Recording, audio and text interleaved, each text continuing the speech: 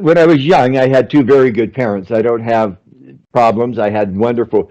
In fact, I have a book. I have all these things I didn't think I'd share with you. How this is my children made a book that I could read to my grandchildren. This is their grandpa. That's my dad. And that's my dad and my mom on their anniversary in Alaska. And these are pictures of my dad. That's my dad in his truck. Um, and when I grew up, my dad worked for the government, and my mom was at home. And I thought to be an attorney. I like to read. I love the books in your picture. I love the books in my office. By the way, welcome to my office if you're seeing this by video. These are books that I've done, and I enjoyed reading. I thought I'd be an attorney, and so I did practice in when I was growing up as a teenager in law offices. I worked part time, and then I ended up changing that career. But that's what I hope to be. I enjoyed reading. I enjoyed learning. So what changed you from, wanting to become an attorney to, and get into a different field then? I was a student at the university in the United States, and I took a course and this is a long time ago because I'm so old, but it was called organizational behavior, or OB.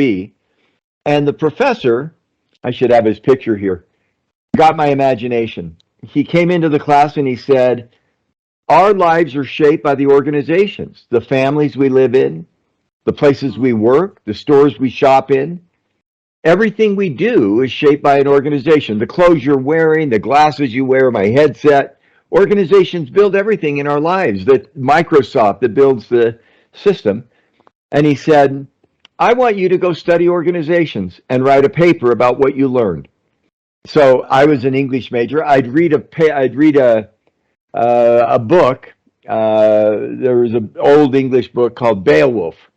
It's about an author, and I was studying English to be an attorney. And I'd write a paper, and I'd turn it into my English professor, and I'd turn it into my organizational behavior professor. I cheated. So I'd write the same paper for both.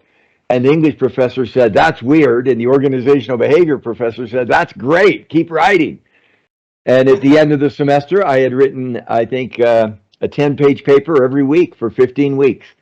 And he called me in and he said, what are you doing? I said, I want to go to law school. He said, don't go to law school. Go study organizations, because everywhere you live, the organization shapes what we do. It's the organizations in Vietnam where your daughter is in school, the organizations at Adecco where you've worked, the government is an organization. They just drive what we do. So I got consumed by studying organizations. And I went to get a master's degree with him, and then I went and did a PhD. And I'll finish the story. Two quick, funny parts. I called my mother and father, and I said, I'm not going to go to law school. Now, the language may be difficult as you translate into Vietnamese. And my mom and dad said, what are you going to do? I said, I'm going to study OB. Well, in English, OB is obstetrics. It's a doctor of obstetrics, of care for babies and women. And my parents said, okay, you're not going to be a lawyer. You're going to be a doctor with OB, obstetrics. And I said, no, I'm going to study organizational behavior. And I remember my parents decades ago saying, what's that? And I said, I don't know. I don't know what the job is, but I like it because the organizations are so critical. And that was kind of funny. And then my wife, my wife, Wendy, I showed a picture. I could show a picture again. She is a very good psychologist. She does books. Let me see if I have her books here. This is my wife and our grandchildren. Some of our grandchildren, each of them has a book that Wendy wrote. If people can see that, these are all her books.